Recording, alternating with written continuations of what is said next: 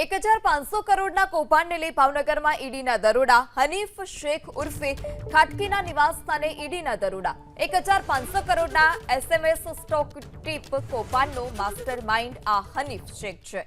કૌભાંડના નાણાં વિદેશમાં ટ્રાન્સફર કર્યા હોવાની પણ શંકા રાખી ઈડીએ તપાસ કરી. મહત્વના દસ્તાવેજો, ઇલેક્ટ્રિક ઉપકરણ સહિતની વસ્તુઓ પણ તપાસ માટે લેવામાં આવી છે. વધુ માહિતી સાથે સંવાદદાતા પાર્થ ફોનલાઈનથી જોડાયા છે. જે પાર્થ, હનીફ શેખ કે જેના ત્યાં ઈડીએ તપાસ શરૂ કરી છે, શું વધારે વિગત, શું સમગ્ર કૌભાંડ? એ જણાવી દો, ભાવનગર શહેરના અલકા ટોકીજ વિસ્તારમાં ઈડીના દરોડા ચાલી રહ્યા છે. છેલ્લા 20 કલાક કરતા પણ વધારે સમયથી ઈડી દ્વારા તપાસ હાથ ધરવામાં આવી છે.